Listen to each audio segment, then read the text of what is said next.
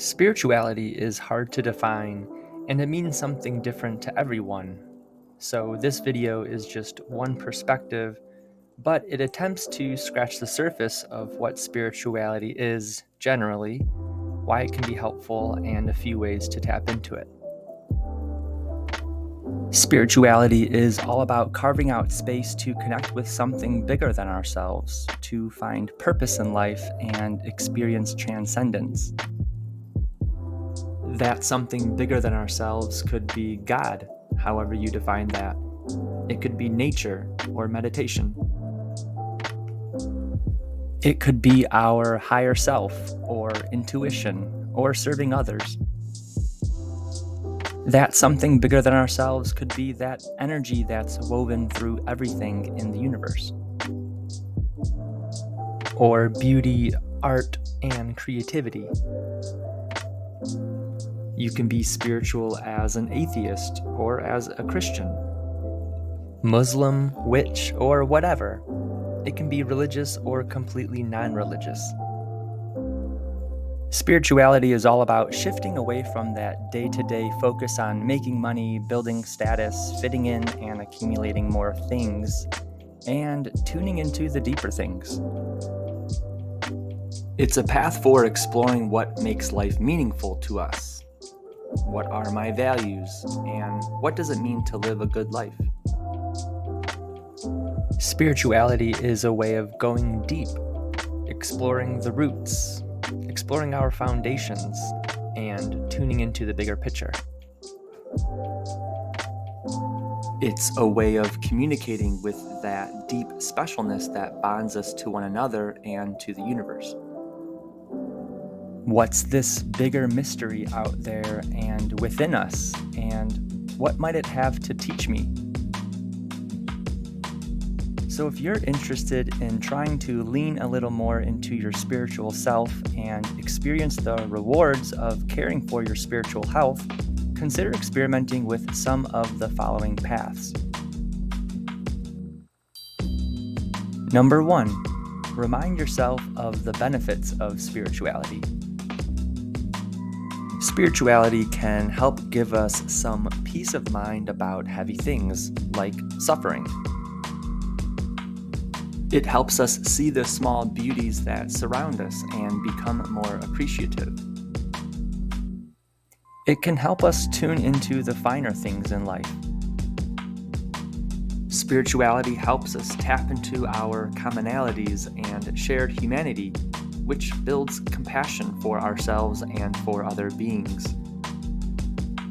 It's helpful to remember that no one is the authority on your spirituality but you. There's no pressure to turn it into something that doesn't feel right to you, and this makes spirituality liberating. Spirituality can be something we lean on when life takes a turn or when we're in a low spot. It can be a source of strength and grounding when we feel that our foundation is cracking. And you don't have to be spiritual 100% of the time or do it perfectly. Nevertheless, it can be a powerful friend to have with you as you journey on through life, and it doesn't require any money. Number 2, create and customize your own rituals. So much of the human experience through all of history involves the use of rituals by people and communities. Rituals to relax or to remember. Rituals to celebrate, express ourselves, or connect with something we value. One of the special things about spirituality is it's all about creating and modifying rituals so that they make sense for you. You can turn simple everyday activities like eating a meal, showering, or exercise into spiritual rituals by simply setting an intention to make it spiritual, and bring in a little more love and awareness to that activity and see it as an opportunity to ground ourselves. Jogging, for example, can be an annoying chore for one person and a really meaningful spiritual ritual for another person, because for them, jogging has been turned into a way they connect with nature and feel the elements and care for their bodies. The idea is to discover and develop rituals that peel your banana and jive with you. Some tried and true rituals that have stood the test of time to consider experimenting with are dancing, playing and listening to music, or singing, connecting with nature or expressing your creativity, having special moments of solitude, praying, meditating, journaling, or sitting in silence, expressing gratitude, being of service to others, or apologizing and asking for forgiveness. You can engage in daily rituals, weekly rituals, or yearly rituals. You can create rituals that commemorate certain holidays, anniversaries, or milestones. You can make up your own holidays too. Make a list of all the parts of various rituals and customs from various holidays and traditions and cultures. The parts that resonate with you or seem attractive or interesting.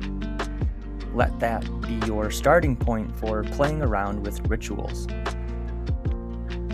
To add more atmosphere, light some candles, burn some incense, play some relaxing music, or do it in a special space. Life is more manageable when we have a few solid rituals we can turn to when we want to tap into our spirituality, when we want to ground ourselves, or when we want to infuse an extra dose of specialness or meaning into how we're spending our time. Number 3, embrace moments of stillness, solitude, or silence. These are great opportunities to quiet the mind, to center ourselves, and heal in a world that sometimes feels fast, crowded, and loud. We can embrace stillness, solitude, or silence by disconnecting from our phones, TVs, and computers for some time.